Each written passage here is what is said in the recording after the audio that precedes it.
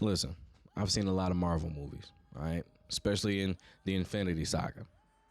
I know when a plan is being worked. I know when a plan is being fine-tuned. You're getting all the pieces to the puzzle. You're putting everything together.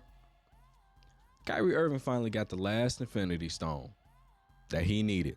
Now is that anti-Semitic tweet that went out a few days ago caused the last bit of ruckus that they needed to get Steve Nash fired. And if you're not paying attention, that was one of the conditions that Kevin Durant said. If you're going to have me back, I need Steve Nash to go.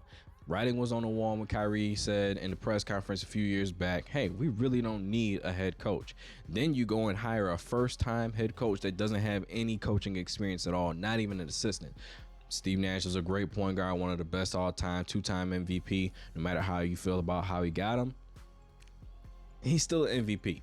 Great point guard, one of the greatest of all time. Top 75 player in NBA history, might I add. But head coach, horrible decision. Now, I was leaning towards Mark Jackson, always a big advocate of Mark. But you look at the situation in Brooklyn from a coaching perspective, okay? You need to be able to manage all the personalities on the team. You need to be able to get them on the same page. You need to create a strategy for all of them to be able to be on the court at the same time and create some sort of success. He didn't do any of those things, not to mention the on-the-fly adjustments, the in-game adjustments in the playoffs against Milwaukee. Everybody's talking about Kevin Durant's foot on the line. There were several key adjustments away from even making.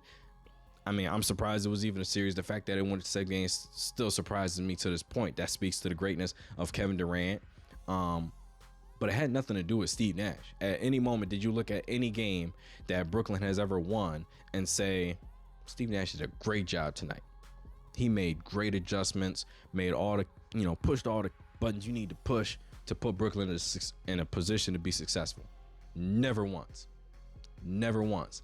And for somebody to have his level of IQ, that's what's so frustrating about it.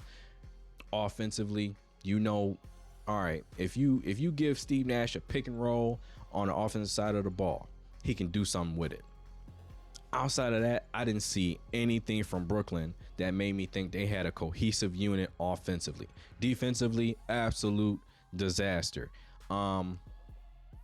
It's like the Rock video that I shared a while back. Everybody gets a turn. If I'm looking at FanDuel, right, and I see Luka Doncic is playing Brooklyn, triple double. If I'm looking at Denver and Brooklyn, Jokic, triple double. Bron in Brooklyn, 30, 35, maybe 8 and 8, something like that. Somebody's gonna get their numbers against Brooklyn. And if it's Giannis, 40, 10, and 6, easy. Don't even gotta question it. So that's free game on Brooklyn, right? My biggest thing with Brooklyn is this: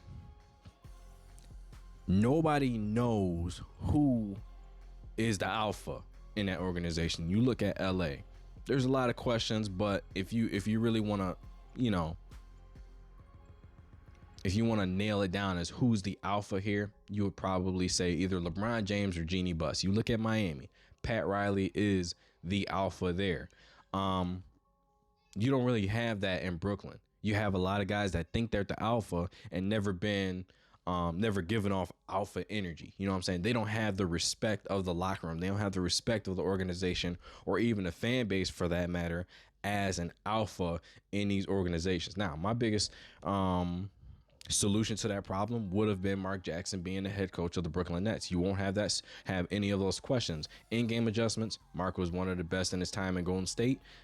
Managing a locker room, being the loudest voice in the locker room and having people understand their roles on the team, putting their players in a position to be successful offensively and defensively.